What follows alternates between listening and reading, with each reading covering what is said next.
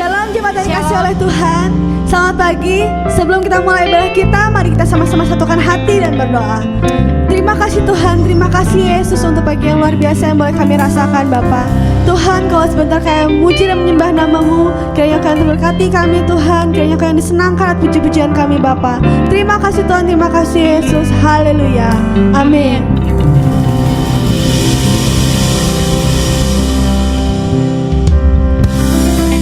Mari saudara, pagi hari ini kita boleh memuji Tuhan.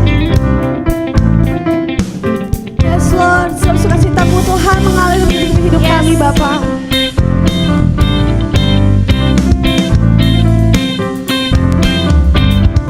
Terima sukacita surga, itulah kekuatan bagi jiwa. Ku dapat rasakan kasih-Nya di tengah badai yang bergelora. Terima sukacita surga, itulah kekuatan bagi jiwa. Ku dapat saksikan kuasa-Nya, taklukkan badai yang bergelora. Haleluya, Kau ada dalam hatiku, takkan patah semangatku, takkan hilang kekuatanku. Haleluya, ku mau bersorak bagimu. Sukacita surga datang penuhiku. Yes, amin. Sukacita-Mu penuhi kami Tuhan. Yes.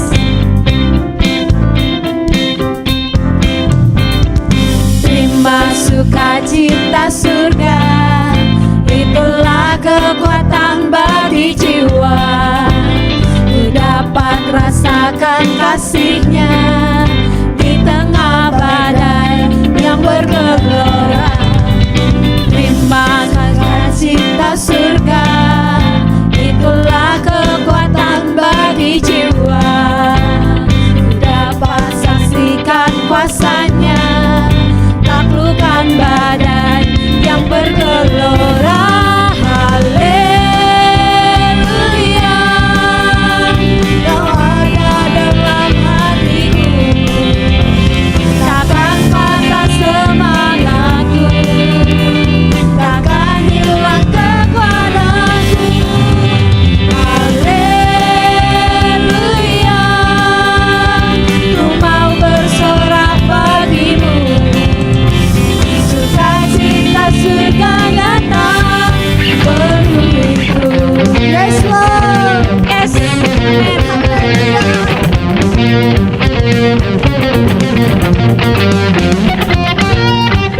We worship you Lord. Yes.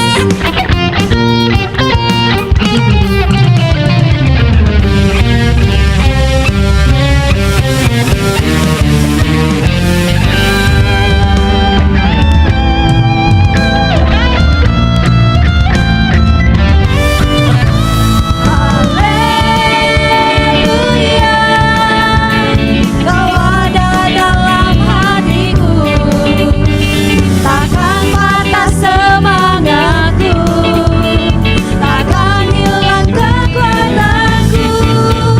Haleluya, ku mau bersorak bagimu. Sukacita surga datang memujiku.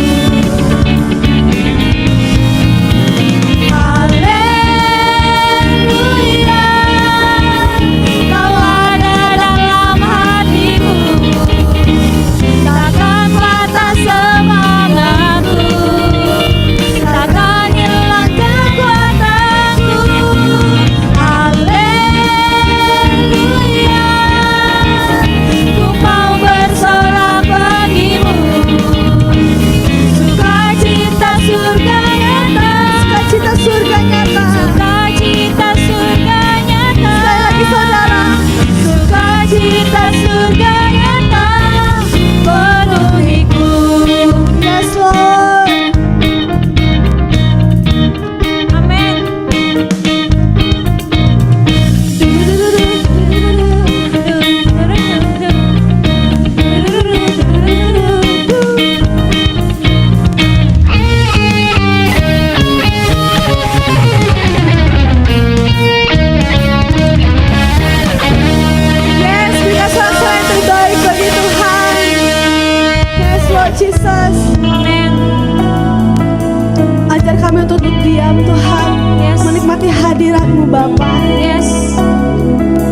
kami mau katakan pada jiwa kami, hai jiwaku, tenanglah. Amin. Yes Lord Jesus.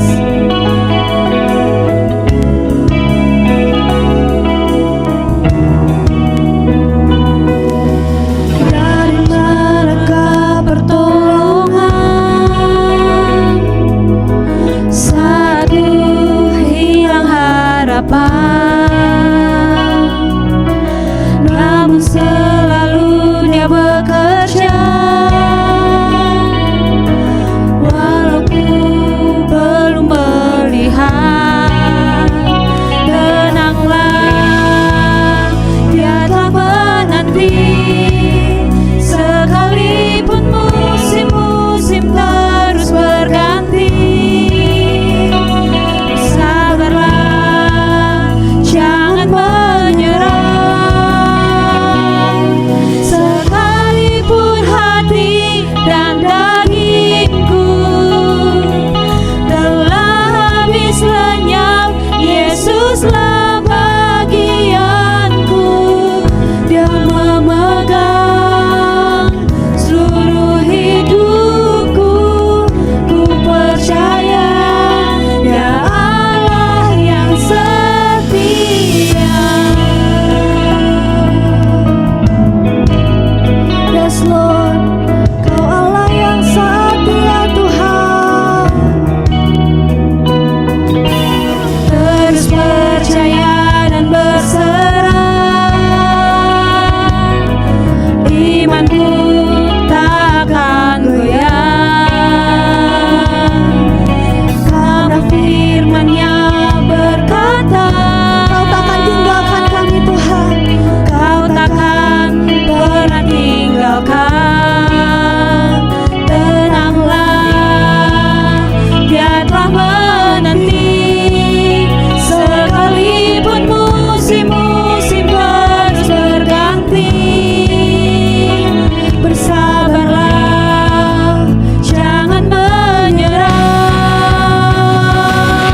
Sekalipun hati dan dagingku telah habis lenyap, Yesuslah bagianku. Dia memegang seluruh hidupku. Ku percaya Dia Allah yang setia. Setia.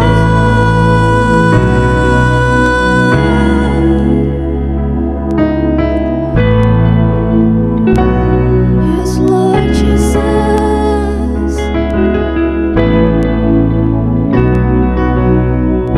Tenanglah hai jiwaku. Tenanglah, hai jiwaku, tenanglah.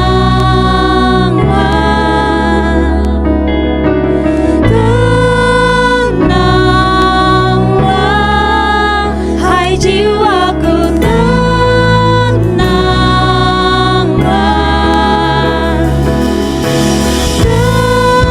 Tenanglah,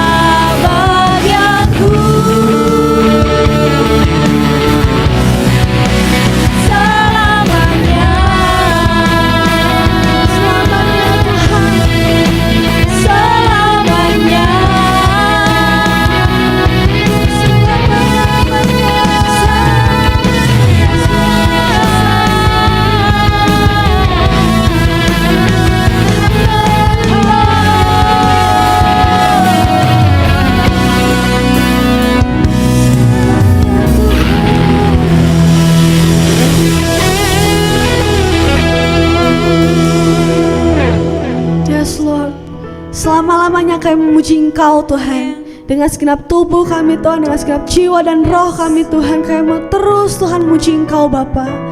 Tuhan, kalau sebentar kami mau mendengarkan firman-Mu, kiranya Engkau yang berkati kami Tuhan. Bukakan telinga kami, hati kami, pikiran kami untuk boleh terima Tuhan setiap perkataan-Mu Bapa. Terima kasih Tuhan, terima kasih Yesus. Haleluya. Amin.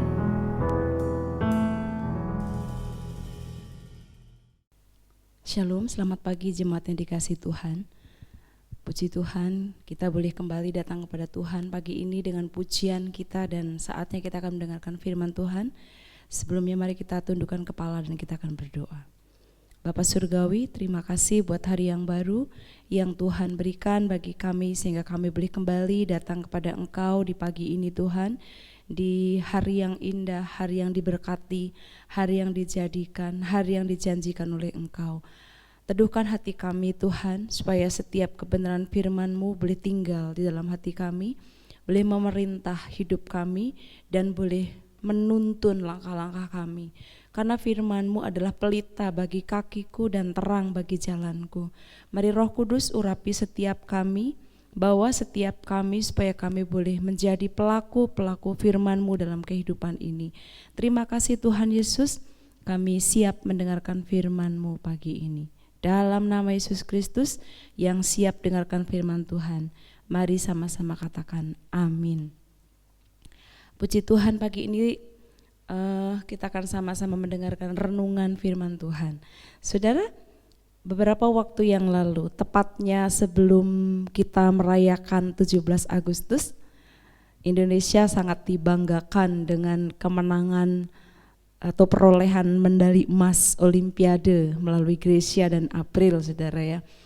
Langsung kita semua ikut bersukacita, bahkan seluruh rakyat Indonesia ikut bergembira.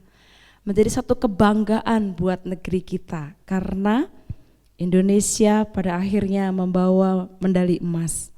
Dan saudara tahu, mungkin kita juga sudah membaca di berita atau lihat di media sosial hadiah-hadiah yang diterima oleh Grecia dan Poli. Wah, hadiahnya luar biasa saudara. 5 miliar uang saudara, rumah, tempat tinggal, apartemen saudara. Terus ada yang memberikan hadiah gerai, bakso aci, ada yang memberikan hadiah gerai, teh celup manis, ada yang memberikan hadiah minum kopi gratis seumur hidup, ada yang memberikan hadiah gratis minum kopi 1 tahun, ada hadiah jalan-jalan gratis ke 5 destinasi ternama atau 5 destinasi yang paling prioritas, super prioritas di Indonesia. Bisa nginep di salah satu hotel selama 1 tahun, saudara. Wah, begitu banyak hadiah yang dia terima. Ada hadiah perawatan wajah seumur hidup, saudara. Begitu banyak hadiah yang dia dapat. Sudah jelas secara ekonomi, secara materi, hidupnya sangat terjamin. Begitu banyak hadiah yang diterima. Selain itu ada perasaan bangga yang dia bawa ke Indonesia. Karena dia bukan saja memperoleh juara sebagai kebanggaan diri, tapi menjadi juara sebagai kebanggaan negara Indonesia. Bahkan seluruh dunia mungkin bisa melihat, bisa memandang dia sebagai orang yang sangat luar biasa, orang yang sangat berprestasi.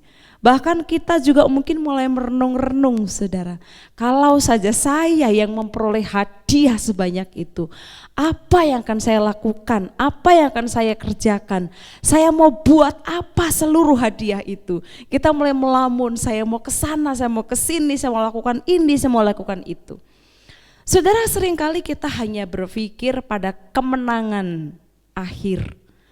Atau seringkali kita hanya berpikir pada hadiah atau kemenangan lomba. Kita lupa bahwa sebelum 2 orang ini memperoleh hadiah yang begitu fenomenal, ada saat-saat, saudara, ada fase-fase dalam hidupnya yang sangat tidak enak yang mungkin saya dan saudara tidak ketahui. Dan firman Tuhan juga mengatakan bahwa di Ibrani pasal 12 ayat 1 saya akan bacakan. Karena kita mempunyai banyak saksi bagaikan awan yang mengelilingi kita. Marilah kita menanggalkan semua beban dan dosa yang begitu merintangi kita dan berlomba dengan tekun dalam perlombaan yang diwajibkan bagi kita. Saudara, ternyata kita sebagai anak-anak Tuhan, kita juga punya perlombaan. Dan perlombaan ini dikatakan wajib hukumnya. Tentu saudara-saudara tidak ingin menjadi seorang olahragawan yang kalah sebelum bertanding. Kalau dikatakan oleh Ibrani bahwa perlombaan ini wajib bagi saya dan saudara. Jadi saya dan saudara wajib mengikuti perlombaan ini. Nah saudara, apa sih yang harus dilakukan ketika seseorang harus mengikuti perlombaan, baik itu tingkat RT, tingkat RW, kelurahan, tingkat kota, tingkat kecamatan, bahkan mungkin tingkat dunia. Apakah besok kita mau bertanding, hari ini kita mati-matian untuk latihan? Saudara, saya pernah membaca satu artikel dari Ibu Esther Idayanti, bahwa Ibu Esther Idayanti pernah tanya kepada anak-anak yang ada di pelatnas, saudara. Apa sih yang kalian lakukan selama kalian itu ada di pelatnas? Wah saudara, mereka itu konon katanya tidak bebas memegang gadget. Mereka hidup dengan disiplin yang sangat tinggi. Makan diatur, tidak ada begadang-begadang. Tidak bisa bilang, hari ini saya malas untuk latihan. Hari ini saya istirahat dulu. Begitu seseorang terpilih untuk masuk dalam pelatnas, dia harus mengikuti seluruh tata cara yang ada di pelatnas itu, seberapapun beratnya. Makanan gizinya mungkin diatur. Untuk apa saudara? Untuk mempersiapkan diri. Kalau menurut Ibrani pasal 12 ayat 1 ini dikatakan bahwa perlombaan ini hukumnya wajib bagi saya dan saudara, dan kewajiban ini dibagi menjadi dua. Yang pertama adalah masa persiapan. Nah dalam masa persiapan ini adalah masa yang mungkin sangat tidak enak.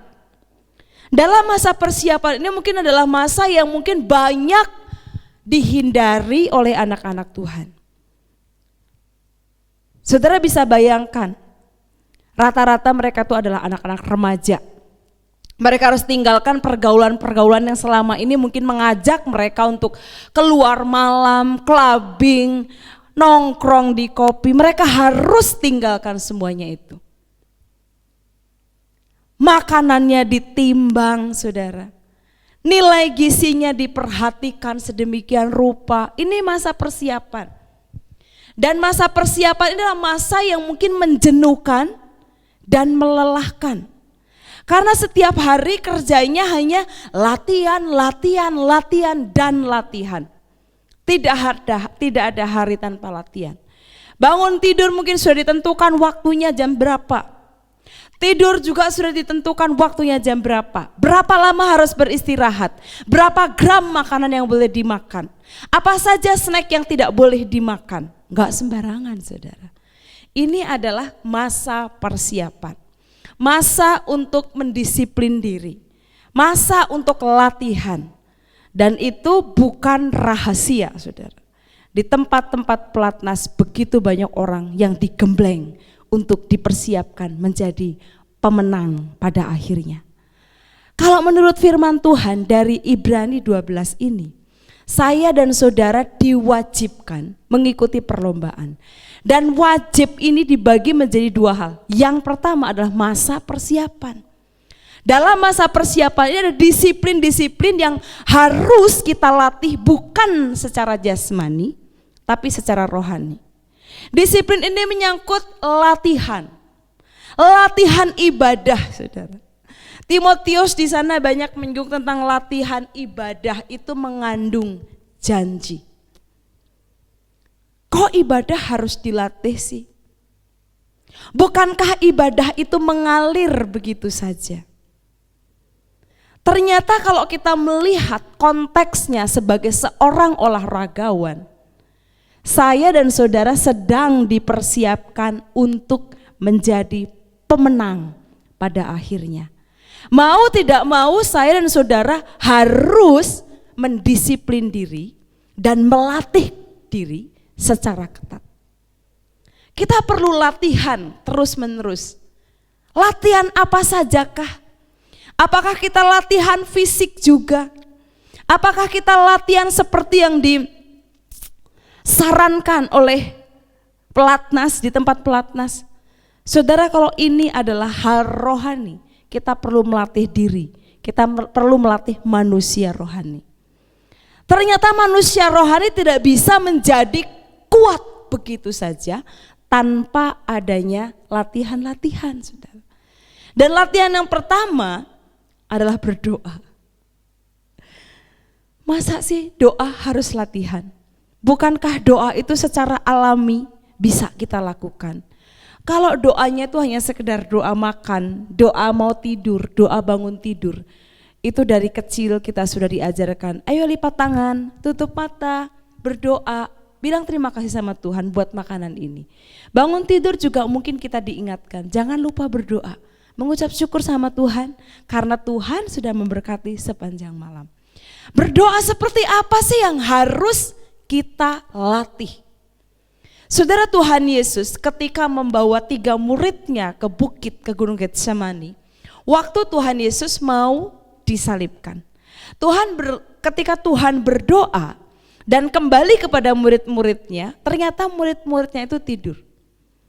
Dan Tuhan berkata, berjaga-jagalah dan berdoa. Tidak sanggupkah kamu berjaga-jaga atau berdoa 1 jam saja? Saudara, ternyata untuk berdoa itu kita perlu latihan. Kalau doanya hanya sekedar meminta sama Tuhan, itu sudah otomatis kita lakukan.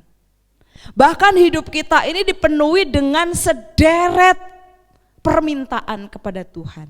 Itu juga bisa dikatakan sebagai doa. Tapi doa seperti apa sih yang harus kita latih? Saudara, doa itu merupakan satu bahasa ketergantungan kita dengan Tuhan. Berdoa itu bukan karena kita sedang ada masalah.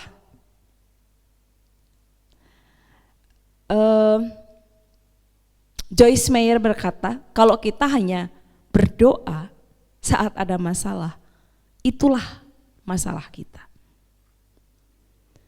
Saya dan saudara dilatih untuk berdoa bukan hanya saat ada masalah, tapi setiap waktu.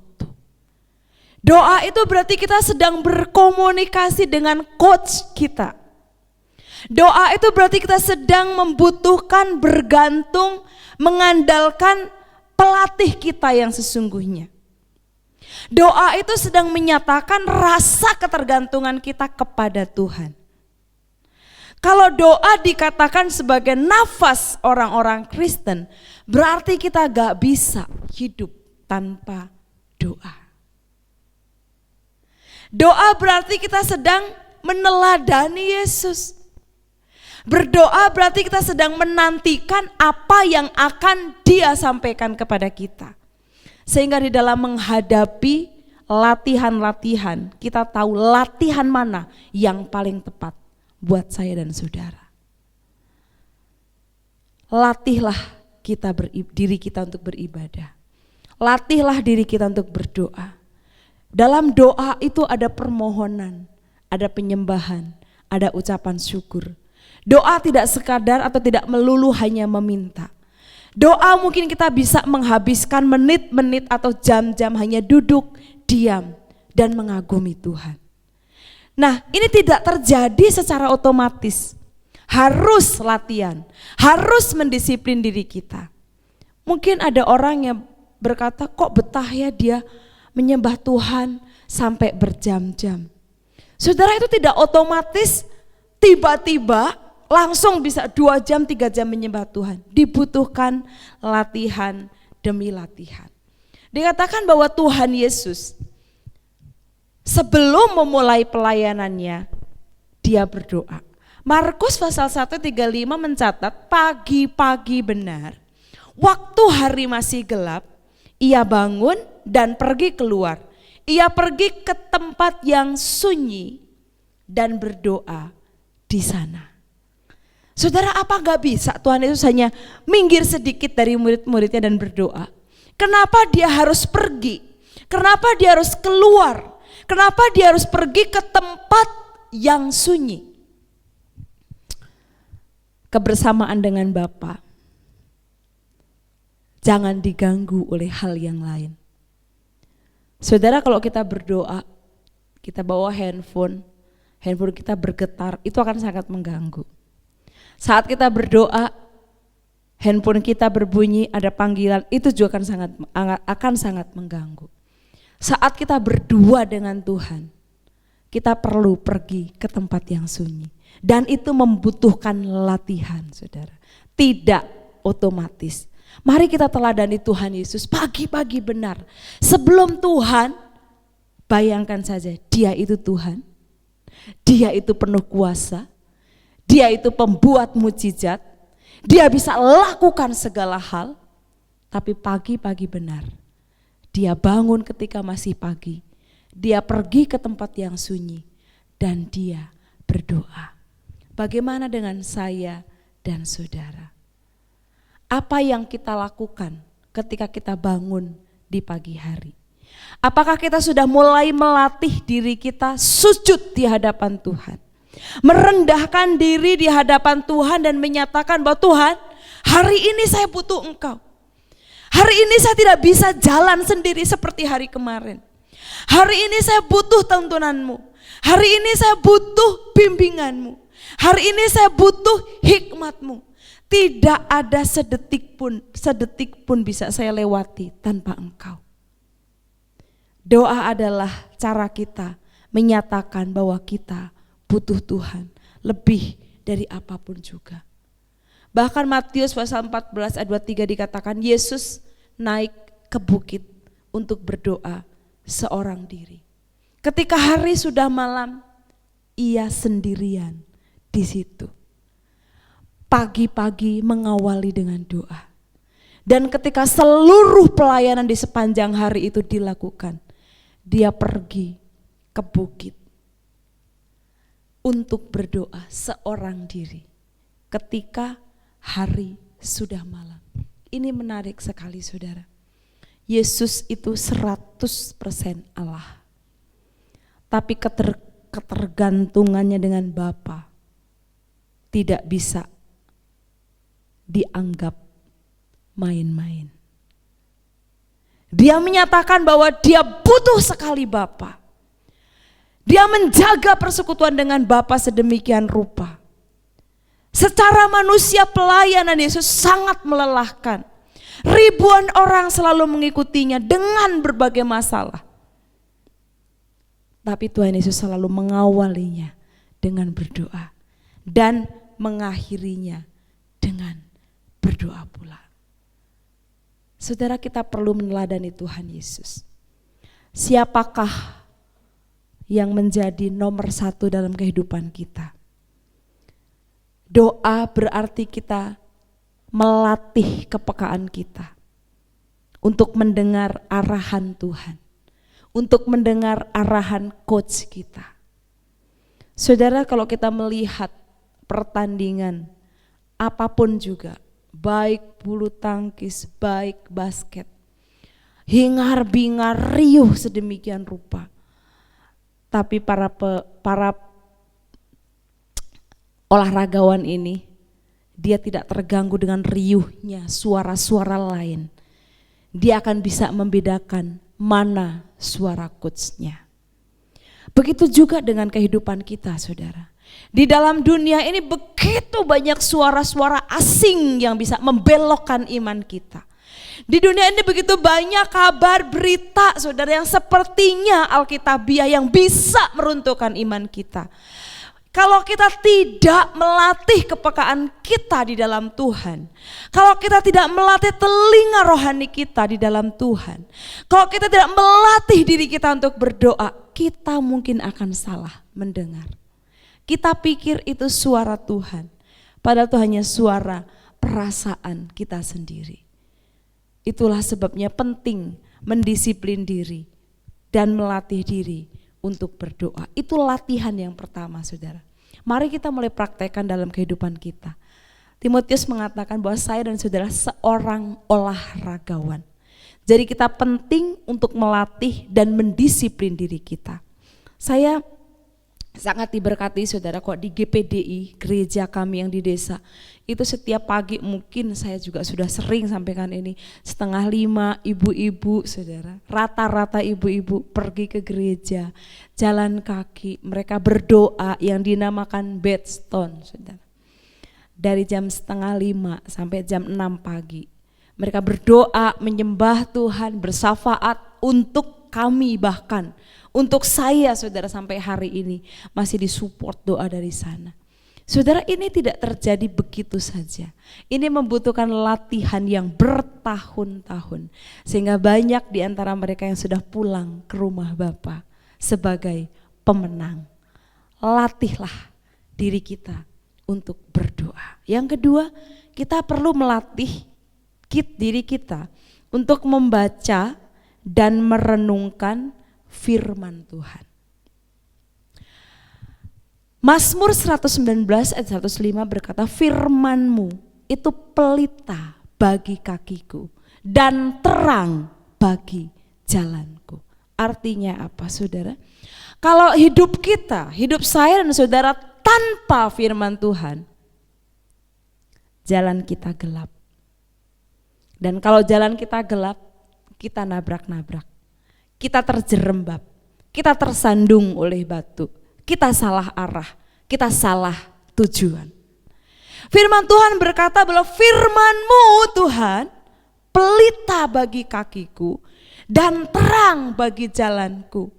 Jadi kita perlu melatih diri kita membaca dan merenungkan firman Tuhan. Saudara, tanpa bermaksud pamer, enggak saudara. Semenjak pandemi ini saudara, kami sudah 3 atau 4 kali menyelesaikan baca Alkitab saudara. Dari Kejadian sampai ke Wahyu. Yang saya mau beritahu apa saudara, walaupun sudah 3 kali, ini udah mau 4 kali kalau enggak salah, saya belum hafal firman Tuhan itu. Dan setiap kali baca selalu ada hal yang baru yang Tuhan sampaikan. Jadi kalau kita melatih diri kita untuk membaca dan merenungkan firman Tuhan, kita akan selalu mendapatkan hal-hal yang baru, yang up to date, sesuai dengan kebutuhan kita dan sesuai dengan keadaan zaman. Kita juga punya pembacaan Alkitab saudara yang 2 pasal setiap hari. Mungkin saudara juga sudah beberapa kali saudara lulus atau selesai baca Alkitab. Sudahkah kita hafal semuanya? Bukankah menghafal 1-2 ayat juga menjadi kesulitan buat kita? Saudara dan saya tidak akan pernah mengalami kerugian kalau kita mengutamakan atau melatih diri, mendisiplin diri, membaca dan merenungkan firman Tuhan. Karena Tuhan akan menuntun kita. Dikatakan di Yesaya, firman Tuhan itu seperti palu yang memecahkan batu. Firman Tuhan juga seperti cermin yang menunjukkan letak kesalahan kita. Bayangin, jika hidup kita tanpa firman Tuhan, kita akan merasa benar, kita akan merasa baik, kita akan merasa lurus jalan kita. Tapi karena kita membaca firman Tuhan, karena kita mendisiplin diri membaca firman Tuhan, kita ditunjukkan, oh ternyata saya salah. Ternyata sikap saya yang selama ini saya anggap benar, ternyata tidak benar. Karena Timotius juga mengatakan firman, tulisan yang diilhamkan Allah itu sangat bermanfaat. Jadi kalau hidup kita ingin penuh dengan manfaat, latih diri kita membaca dan merenungkan firman Tuhan. Awal-awal membaca firman Tuhan, saudara, 7 pasal itu menjenuhkan tuh, apalagi yang 10 pasal gitu. Apapun kata hamba Tuhan lain, saudara, bahwa nggak perlu baca firman Alkitab banyak-banyak, mendingan baca 1-2 pasal tapi bisa lebih merenungkan. Apapun itu, saudara, bagaimanapun caranya saya dan saudara baca firman Tuhan, yang jelas firman Tuhan akan mengubah, akan mengarahkan, akan menunjukkan hal-hal yang tidak benar di hadapan Tuhan. Awal-awal berat, tapi makin kesini saya sudah mulai masuk ke fase menikmati, saudara. Menikmati pembacaan firman Tuhan, menikmati persekutuan dengan Tuhan melalui firman-Nya. Jadi enggak hanya lapor saya sudah baca, tidak, saudara. Tapi belajar juga untuk merenungkannya. Saya percaya seberapa pasal yang kita baca, Tuhan pasti berbicara kepada saya dan saudara. Kadangkala firman yang sama, tapi mempunyai makna yang berbeda. Berbicara dengan cara yang berbeda buat saya dan saudara. Kita perlu melatih diri kita untuk membaca dan merenungkan firman Tuhan. Perlu mendisiplin diri kita untuk baca dan merenungkan firman Tuhan. Matius 4 ayat 4 berkata, tetapi jawab Yesus, Tuhan menjawab iblis yang mencobainya. Ketika Tuhan Yesus berpuasa 40 hari 40 malam. Iblis mencobai Tuhan Yesus untuk mengubah batu menjadi roti. Tapi Tuhan berkata, ada tertulis, manusia hidup bukan dari roti saja, tetapi dari setiap firman yang keluar dari mulut Allah. Saudara, Yohanes 1 pasal 1 ayat 1 berkata, pada mulanya adalah firman, dan firman itu bersama-sama dengan Allah, dan firman itu adalah Allah. Ketika kita melatih diri, ketika kita mendisiplin diri untuk bersekutu dengan firman-Nya setiap hari, kita sedang bersekutu dengan Tuhan secara pribadi, karena Dia adalah firman itu sendiri. Jangan pernah ingin mendengar suara Tuhan kalau kita tidak pernah baca firman Tuhan. Kalau kita rajin baca firman Tuhan, Roh Kudus itu akan berbicara melalui setiap firman yang kita baca, yang kita renungkan. Saudara, Tuhan Yesus sendiri berkata, manusia hidup bukan dari roti saja. Apa sih artinya? Meskipun saya dan saudara mempunyai begitu banyak kelimpahan secara materi atau secara jumlah, tapi kalau Tuhan tidak memberkatinya, tidak akan ada kepuasan di dalamnya. Jadi saya dan saudara perlu melatih diri, perlu mendisiplin diri untuk membaca dan merenungkan firman Tuhan. Sehingga firman itu akan terus mengarahkan hidup kita. Hidup kita akan terus dipuaskan oleh firman-Nya. Firman itu akan memelihara kehidupan kita. Firman itu akan membuat jalan kita lebih berhati-hati. Firman itu akan memperlengkapi kita dengan hikmat sehingga kita tidak sembarangan menjawab. Firman itu akan memperlengkapi kita dengan keberanian sehingga kita berani untuk bertindak. Berani untuk mengambil keputusan, berani untuk melangkah, berani untuk melakukan sesuatu. Dasarnya harus melalui persekutuan dengan firman-Nya. Ini bukan berbicara sudah berapa kali atau berapa banyak saya dan saudara baca firman Tuhan. Tapi sudah seberapa menganggap seberapa pentingkah firman Tuhan dalam kehidupan saya dan saudara. Sudahkah saya dan saudara mendisiplin diri secara konstan setiap hari, setiap pagi membaca dan merenungkan firman-Nya. Seolah-olah Tuhan seperti doa Musa, bila engkau tidak besertaku, aku tak mau melangkah.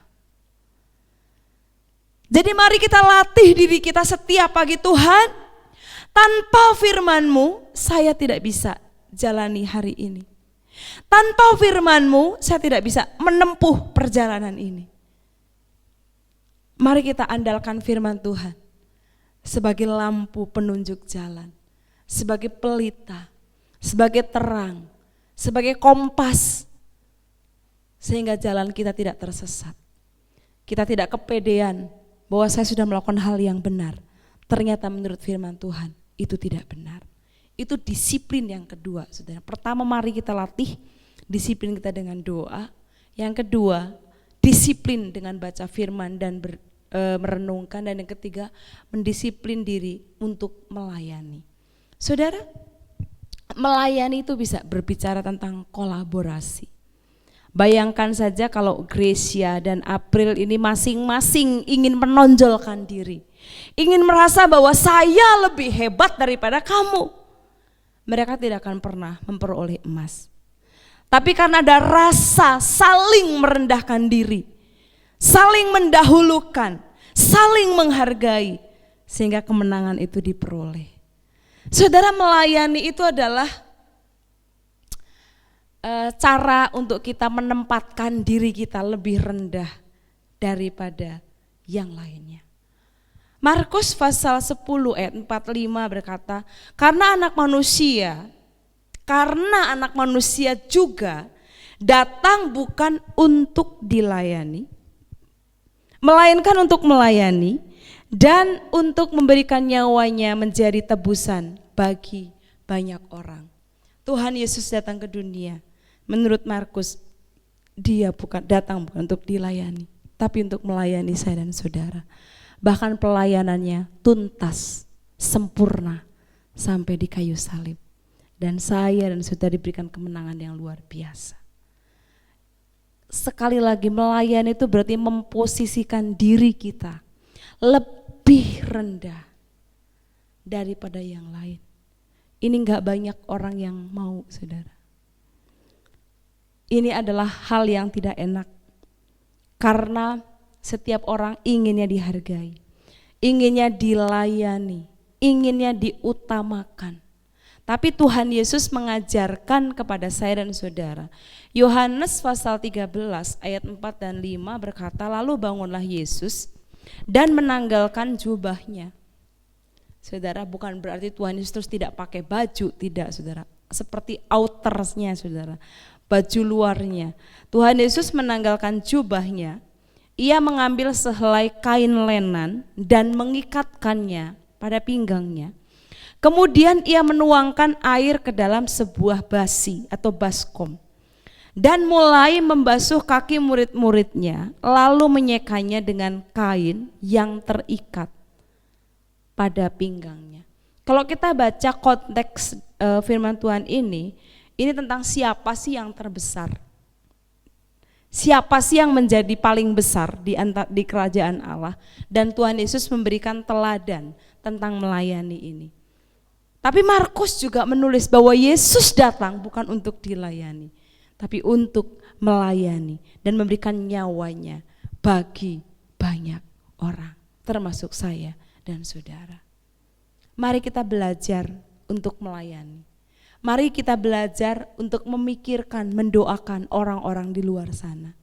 Saudara, mungkin saat ini masih susah untuk kita bertemu, untuk kita mendatangi, untuk kita visitasi kepada orang-orang yang saat ini mungkin membutuhkan support, membutuhkan dukungan.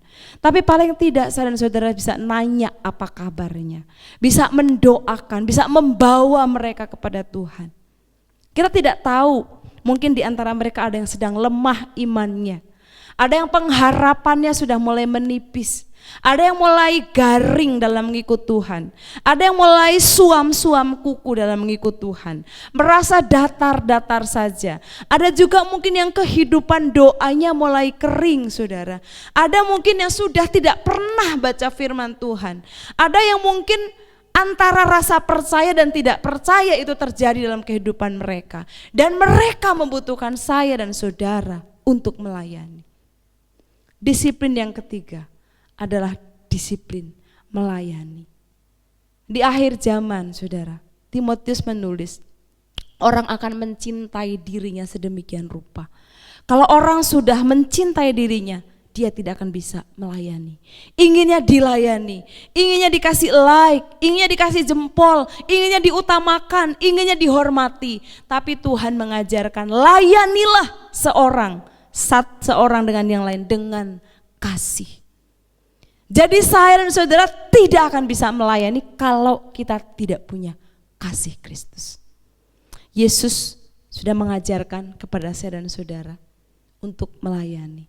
Pelayanan yang Yesus ajarkan tidak sebatas hanya sebagai singer, pemusik, pendoa, asher, guru sekolah minggu, apapun itu.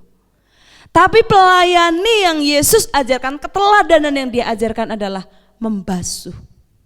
Benar-benar memposisikan dirinya lebih rendah daripada murid-muridnya. Bagaimanakah dengan saya dan saudara? Sudahkah kita ambil bagian dalam pelayanannya? Sudahkah kita melibatkan diri dan ambil bagian untuk melayani orang lain? Matius menulis, karena semakin banyak kedurhakaan, maka kasih seorang akan yang lain menjadi hambar. Jangan sampai itu terjadi dalam kehidupan saya dan saudara. Kalau kasih sudah menjadi hambar, kita tidak akan bisa melayani. Karena melayani membutuhkan kasih. Saya dan saudara membutuhkan disiplin. Disiplin untuk melatih diri. Dalam doa, dalam pembacaan firman Tuhan dan merenungkan, dan dalam melayani. Sehingga pada akhirnya ketika kita sudah mengikuti semua disiplin, ketika kita sudah mengikuti dengan taat, dengan patuh semua masa persiapan. Saya akan bacakan satu firman Tuhan. Pada suatu waktu, saudara, Matius pasal 25 ayat 34 berkata, menulis bahwa Tuhan akan memisahkan kambing dan domba.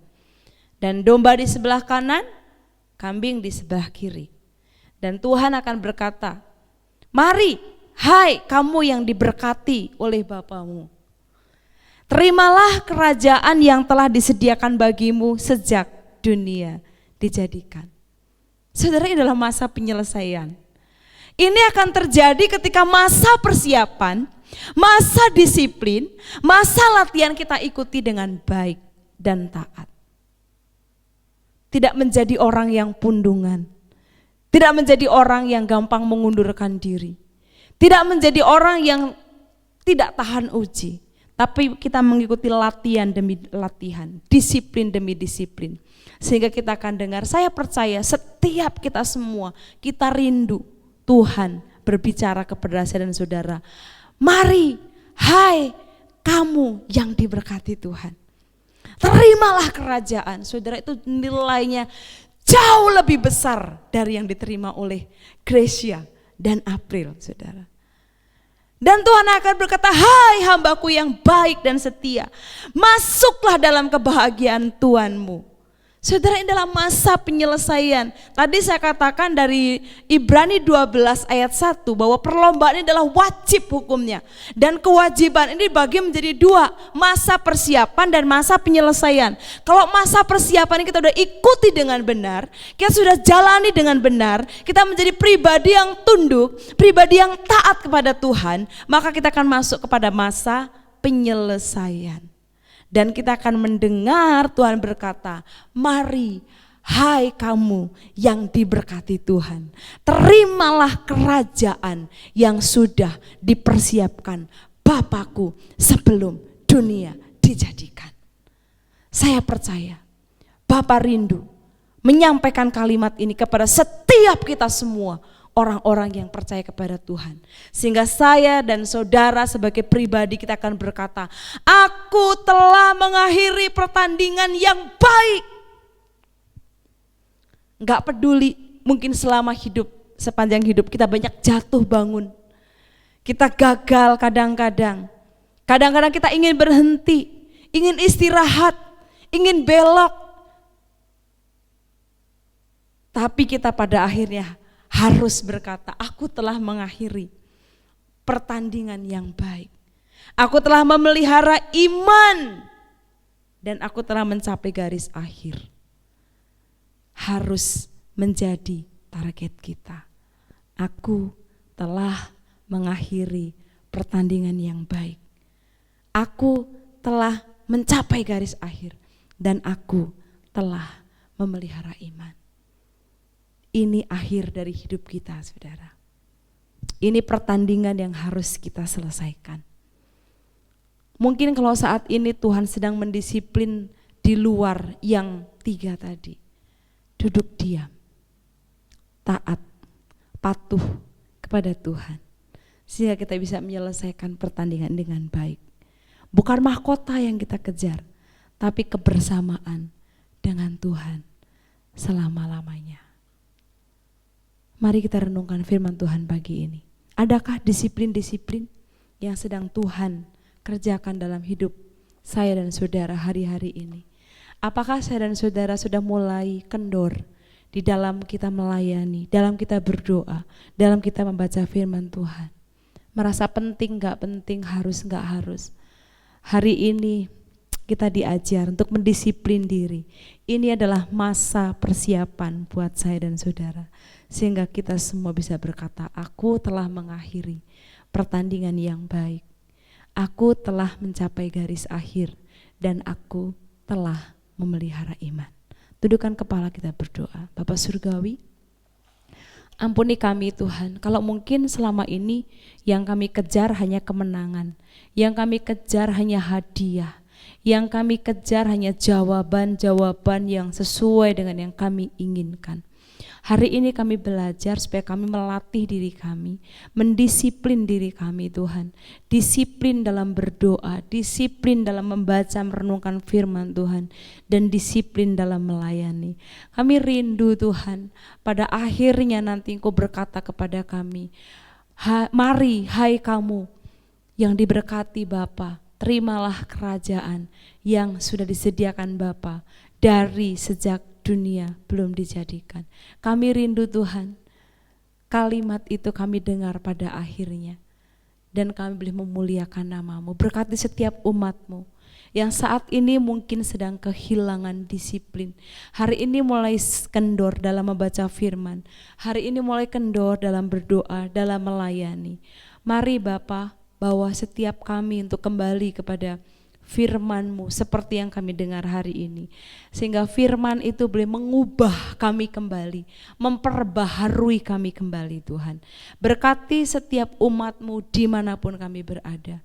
Bawa kami Tuhan untuk terus mendisiplin diri kami, sehingga kami kedapatan sebagai hamba yang baik dan setia.